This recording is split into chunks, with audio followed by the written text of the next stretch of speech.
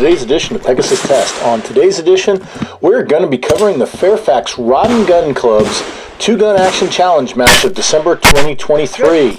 We're calling this the PCC Redux.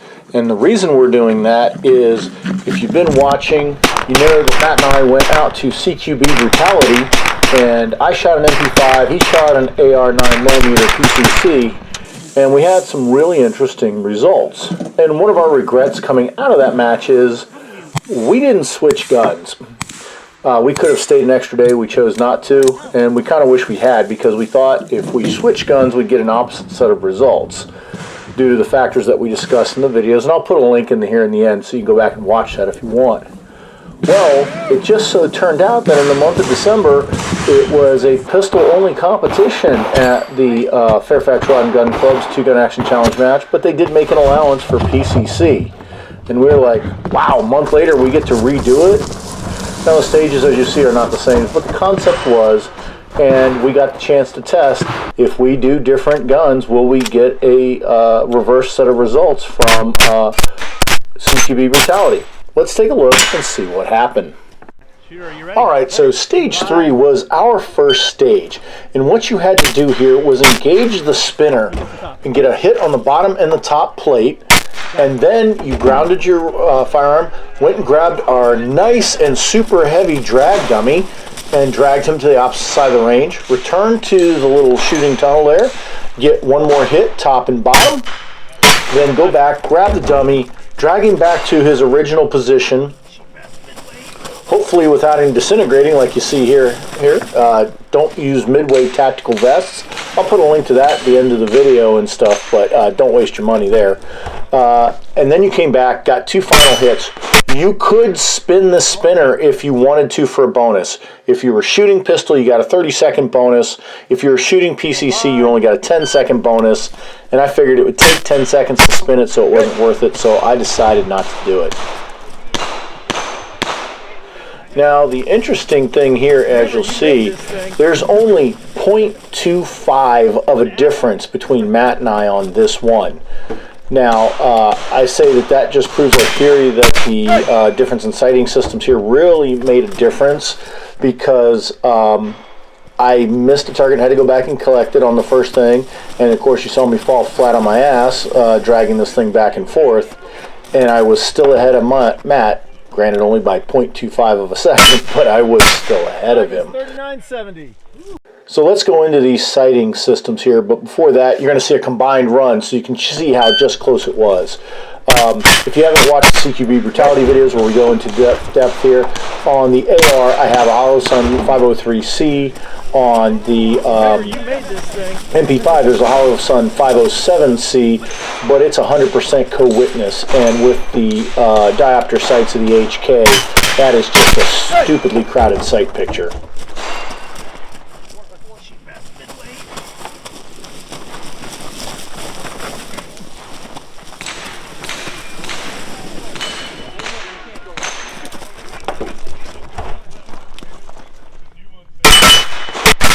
Time is 39.70. Here, are you ready?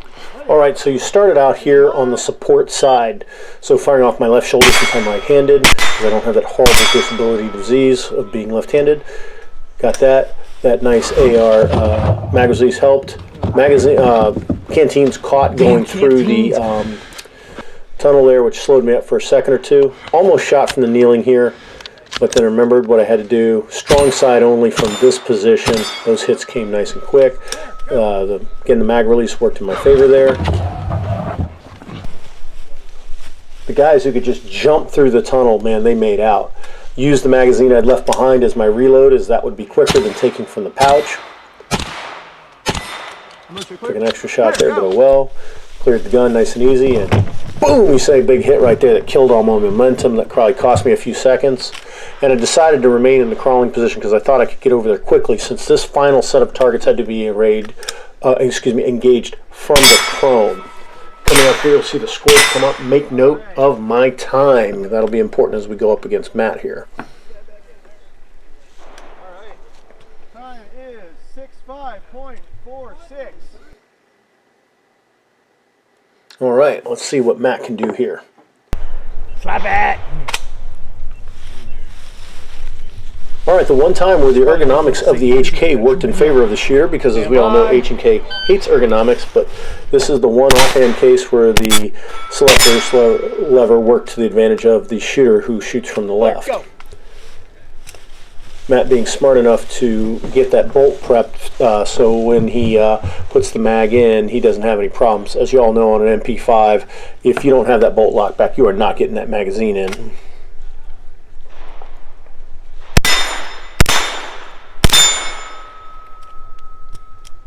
Clear, go.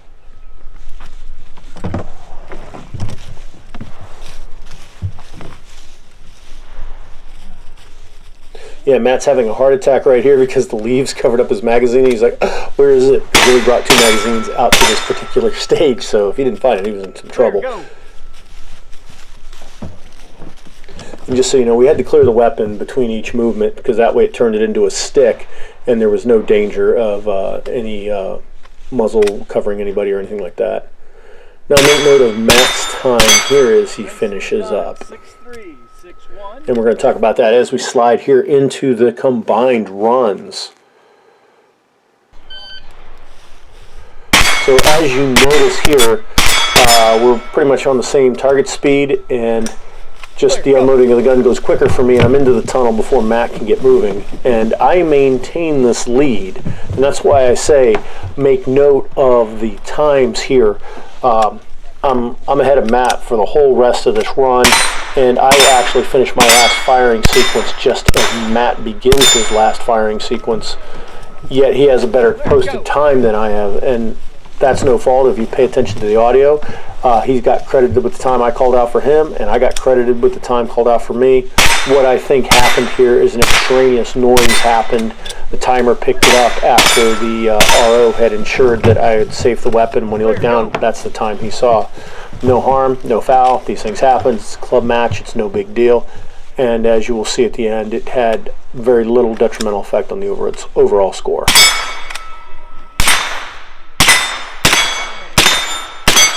Nicely done. 6-3, 6-1. Shooter ready. All right, this is a quick and dirty stage and really played to the strengths of the PCC. So what you did here is you grab the big earth mover tire, move it back to the rear line, load your PCC that had been pre-staged on the barrel, engage 5 knockdown plates as you see me do here, and then you safely ground the rifle, go back to the tire, retrieve it, move it back up to the start position, nice big awkward tire, grab it, and then knock down 5 remaining knockdown plates. Now let's see how Matt did on this run as well. Yes. Stand by. The tire was awkward. Dragging seemed to be the best. Some people tried carrying, some tried rolling, some tried flipping, and the just the drag method for the short distance you had to go seemed to be the right answer to the question.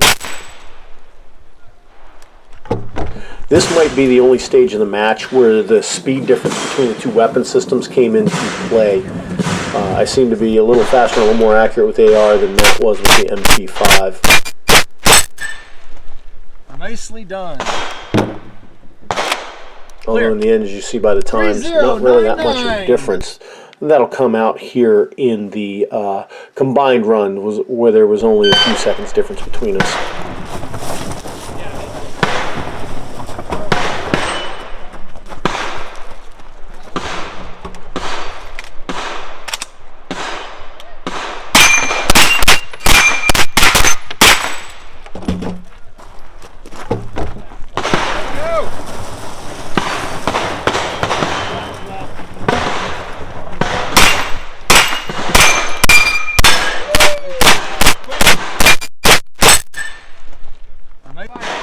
Alright, so this stage had a Texas Star and some heavy bags of brass you had to move. But you could only engage the Texas Star from your support side. You could only move the bags with your strong side.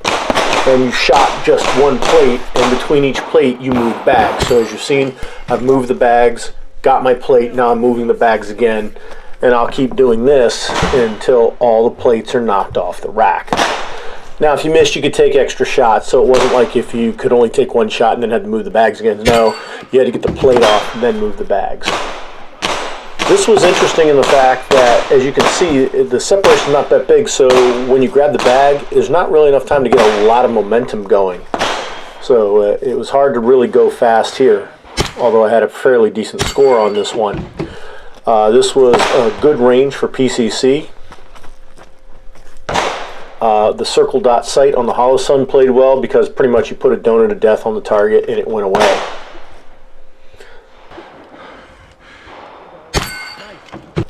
The easy safety manipulation of the AR played into the advantage of this stage as well.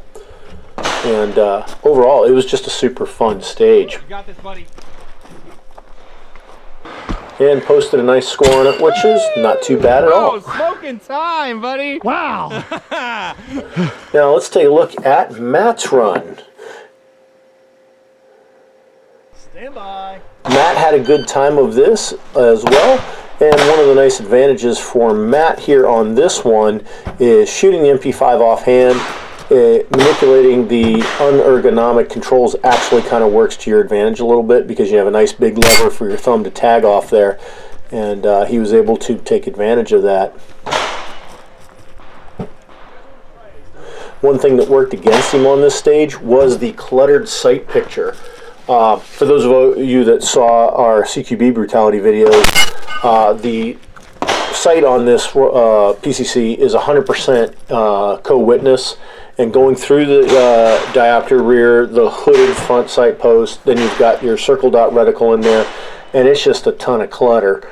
And he has trouble finding it. As you see right there, he hit a plate, but it wasn't the one he thought he was going after, so it gave him that kind of 7-10 split on the star there. And so when he gets this next plate here, it's going to really pick up some momentum. We thought it was a choice of his, but later on when talking with Matt, he said no, he thought he was aiming at a completely different plate. It was just the clutter there made it really tough.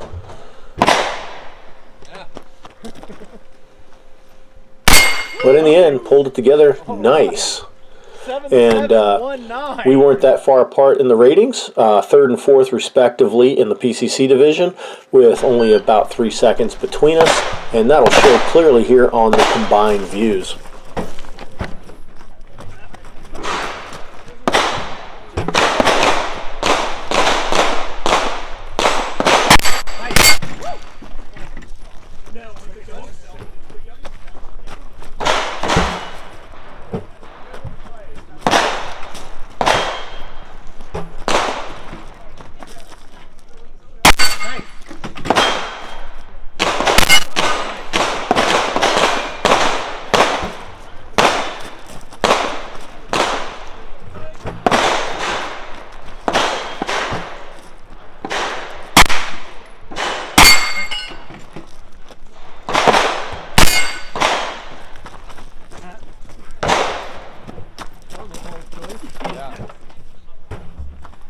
Old move pot. Come on, hurry. Come on, man.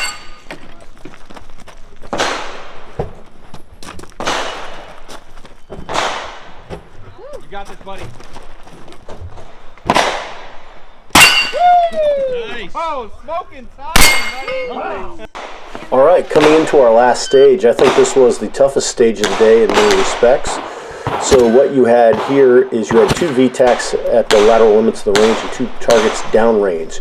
You had 5 holes that you could shoot out of on each VTAC. If you shot out of the top slant on one VTAC, you shot out of the top slant of the other until you'd made 5 engagements from each VTAC, getting hits on each of the 2 steel targets downrange for a total of 20 hits.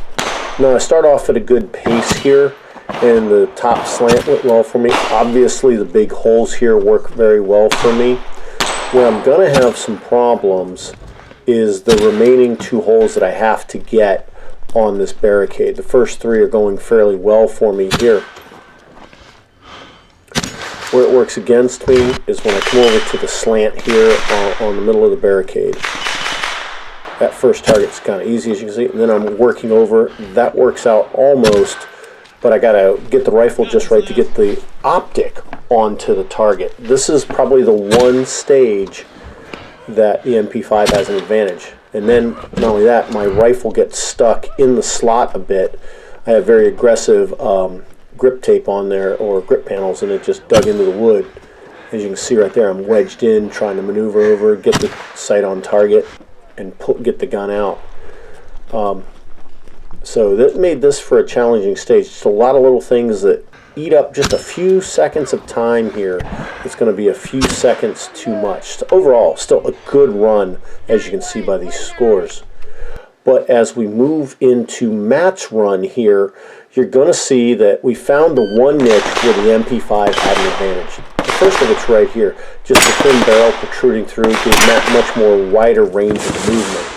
Also, the 507C with its 100% per witness had a much lower height over bore height, and then that made he got more opportunities to aim. Now here on the big square, of course, it didn't matter, but on the slants and on the horizontal slots, it really comes into play. He's got more maneuverability to get on target quicker than I did. And he's really putting the hustle out here.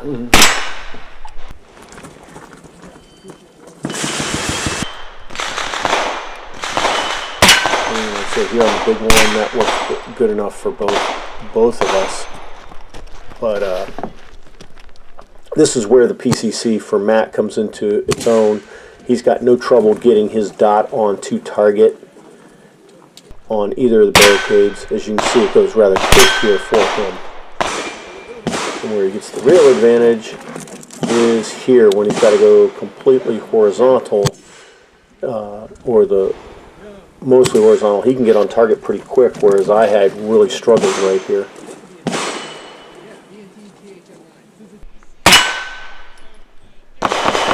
Again, picked up those hits real quick for a good stage time. Now here into our combined runs is where you see it really change.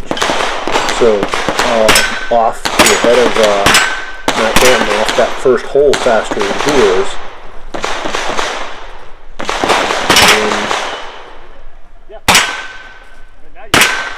Same here, come off that whole first slot and get over to the barrier to the second one a little quicker than that. Nice little quick engagement, and I'm out of there and on my way. And I'm in position, getting hits just as he gets there. So still maintaining the lead here. Going into that third, of course, big hole, still an advantage, or not a disadvantage to either weapon system, to be honest. I'm really moving, getting there, and then third one on there. Still not a big difference. And I'm already over to that slot trying to get a thing before Matt gets there. And I'm struggling with it. As you can see, he's already starting to catch up to me. Over on this barricade. I'm really trying to get that far lateral shot, really struggling. Then the rifle gets stuck, and he's actually off that barricade faster than I am into the last slot. And he's picking up his hits here on this one a whole lot faster than I am. Boom. Before I even get my second hit, he's already almost over to the barricade. Boom. He's got his shot before I got mine off, and he gets the stage win for that over the two of us.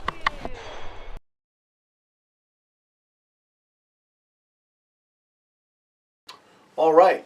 Time for the overview here, or the epilogue as I posted on the title card. And we called this PCC Redux as the title of this video, and the reason that is, if you look back in September of this year, we did PCC for the first time. It had a pretty disastrous outing.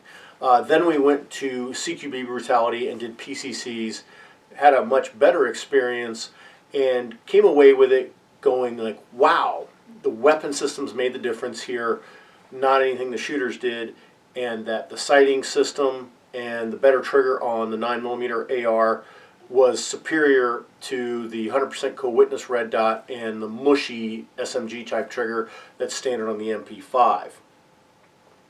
And we had wished that we had stayed an extra day at CQB Brutality to reshoot the match, switching guns, and seeing what the result would be. Hindsight's always 20/20. However, as I mentioned at the beginning of the video, we had the opportunity basically to redo it here at the Fairfax two-gun action challenge match this December. Was it exactly CQB Brutality? Absolutely not. But it was a great match. It was a super fun match, and it actually allowed us to do some fairly comparative testing and come to some conclusions. Our first conclusion is we didn't get to test speed. There were none of the stages here where just being able to launch rounds super fast really made a difference. Most of your target engagements were of kind of the one shot, one kill kind of engagement. So how fast your trigger was didn't really matter here. So that's for another day to be tested, although I think we basically proved it coming out of CQB Brutality. It was a sighting system test again, and in this point, Matt and I, who had made a video on this and the technical difficulties raised their heads, so I'm doing it now by myself, had come to the agreement that, yeah, the sighting systems were a factor, and where they came into play was with the 9mm AR, it had Magpul, flip up, back up iron sights that you could flop down out of the way, and the 503C had an unobstructed view of your target and worked great just as you expect a red dot would. Now over on the MP5, the 507C was 100% co-witness, and you had the HK diopter hole in the back, you had a hooded front sight post, plus you've got the circle dot and the housing of the 507, which is kind of small, and all that led to a lot of clutter. Now that being said, Matt definitely felt had the targets been farther away, he would have had more trouble. He said most of his time, though, if you could get everything generally lined up, you knew you were on target. So it wasn't as big a detriment to him as it was to me out at CQB Brutality, where we were making 150-meter engagements a lot of the times. Here, I think the longest engagement was possibly 25 meters, if that. And so while the sighting system made a difference, not very much. If you look at our total scores throughout the match, 2 seconds difference in the posted scores. So there was a slight advantage and to the AR system, but not that great advantage. I think if we'd have been at CQB Brutality and had redone it there, the gap between the two weapon systems would have been very much wider when the shooters switched. Matter of fact, I think the only thing that would have happened is the scores would have stayed the same, just the names would have changed. That's my outcome. And I think this match basically proved that. We'd like to thank you for tuning into this edition of Pegasus Test. Please comment, like, and subscribe, and tune in for future competition coverage.